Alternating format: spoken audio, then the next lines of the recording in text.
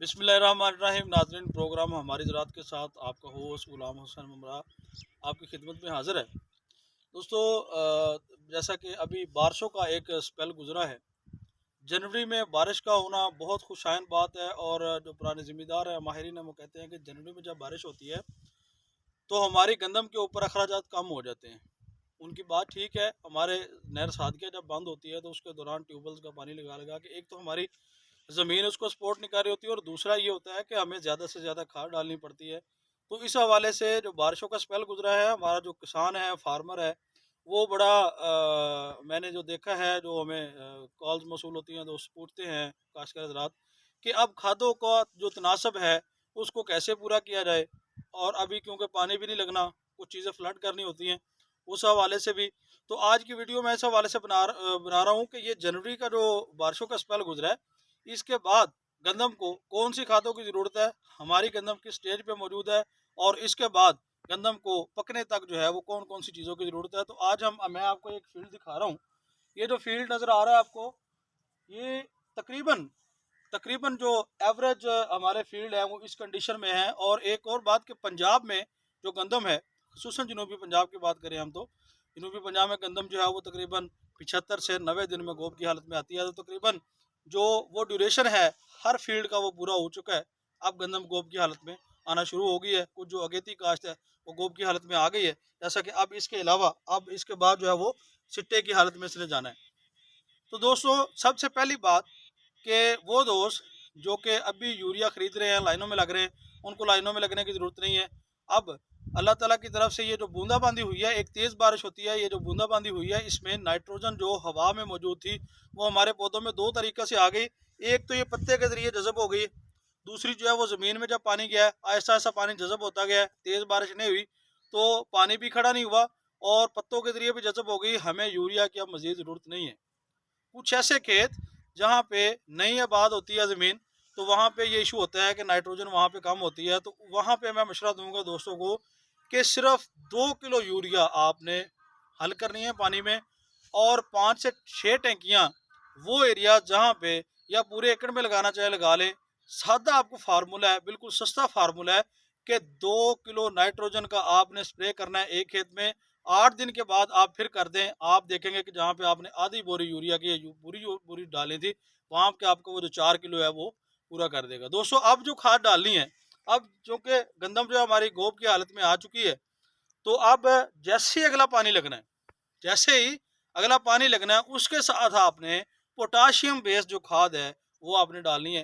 Potassium वाली खाद जो है वो हमारे सिट्टे के जो दाने हैं उनको मजबूत करती है, जो सिट्टे की भराई है उसको बेहतर करती है, साइज जो है वो उसको बेहतर करती है, वजन बढ़ाती है पोटाशियम। सो हमें अब जो दोस्त गुआरा डालने की कोशिश कर रहे हैं, गुआरा में कैल्शियम अमोनियम नाइट्रेट है, नाइट्रेट उसमें मौजूद है, कैल्शियम है। कैल्शियम बिलाशुबा गंदम के लिए बड़ा अहम होता है, लेकिन उसमें अगर देखा जाए नाइट्रेट, तो हमारी गंदम जो अगर इस हालत में मौजूद है तो वो ज़्यादा कद कर जाएगी, और ये इसके गिरने के चांसेस ज़्यादा हो जाएंगे। गवारा की जगह मैं आपको कहता हूँ थोड़ा सा खर्चा आप और कर लें, उसमें क्या हो रहेगा, आपका गवारा का थैला बच जाएगा, और इसी में आपकी पोटाशियम आ जाएगी। पोटाशियम थोड़ी कॉस्टली ज़रूर है, लेकिन अगर 50 किलो वाला थैला है तो उसमें आप 25 किलो डालें, 20 किलो डालें। अगर आपको 40-45% वाली मिल जाती है आपको पोटाश, तो वो आप 5 से 10 किलोग्राम भी डाल के जो है वो गुजारा कर सकते हैं। और उससे आपका क्या होगा, आप वाज़े देखेंगे कि वो फील्ड जहाँ पे पोटाशियम वाली खाद डली होगी, उसके गिरने के चांसेस भी कम है, और उसमें पैदावार भी ज़्यादा होगी। और जो माहिरीन है वो ये कहते हैं कि थैला जब भरते हैं तो पौना थैला हमें नज़र आ रहा होता है, लेकिन वो 50 केजी का हो जाता है जहाँ पे पोटाशियम डली होती है। लेकिन जहाँ पे पोटाशियम नहीं होती, वहाँ पे पूरा थैला भर लें तो वो भी जो है वो 50 केजी नहीं होता। तो इतना इसमें वज़न का फ़र्क आ जाता है आपके दाने में। दूसरी बात, कुछ लोग डीएपी की जगह पे एसएसपी का इस्तेमाल करते हैं। मैं आपको एक फील्ड दिखाऊंगा अभी कि वो ऐसा फील्ड है कि जहाँ पे डीएपी नहीं डाली हुई, उन्होंने एसएसपी डाली है, रेतली ज़मीन है, रेतली ज़मीन में एसएसपी का रिजल्ट नहीं आता। और आप महकमा ज़राअत के दफ्तर जाएँ, वहाँ पे आप रेशो ले लें, जो एसएसपी के सिंगल सुपर फास्फेट है, डीएपी महंगी होने की वजह से लोग उसको मुतबादल के तौर पे डालते हैं, उसके जो अनफिट रिजल्ट हैं वो बहुत ज़्यादा रेशो है। डीएपी के अनफिट जो सैंपल हैं उनकी रेशो बहुत कम है। सो दोस्तों, हमारे पास डीएपी का जो मुतबादल है वो एसएसपी को हम रेतली पहली में नहीं, और अगर किसी ज़िम्मेदार ने बेचारे ने 2025 का एक बैग लेके डाला, 3 डाले हैं, खर्चा भी उतना हो गया, और वो आपके सैंपल जो हम अनफिट हों, तो वो भी फिर मुनासिब नहीं है। मैं अभी आपको एक फील्ड में लेके चलता हूँ और उस फील्ड का मैं जो है वो आपको करवाता हूँ कि वहाँ पे डीएपी का इस्तेमाल नहीं हुआ।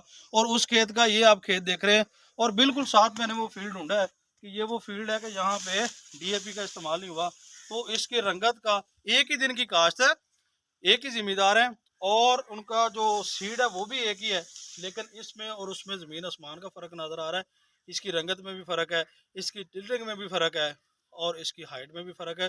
तो दोस्तों आपने ये अब जो जनवरी में मैंने आपको बता दिया किस तरह से, और इसके बाद जैसे ही आपको पानी आना है जनवरी में, अगर कोई दोस्त उसको स्प्रे करना चाहता है वो कर ले, उसको जो है वो छट्टा ना करे, क्योंकि छट्टे में आपका खर्चा ज़्यादा हो जाएगा और अभी यूरिया की गंदम को ज़रूरत नहीं रही।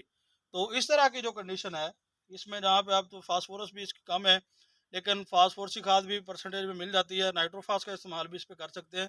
लेकिन वो जैसे मैंने पहला खेत दिखाया वहाँ पे आपको ज़रूरत नहीं है यूरिया की।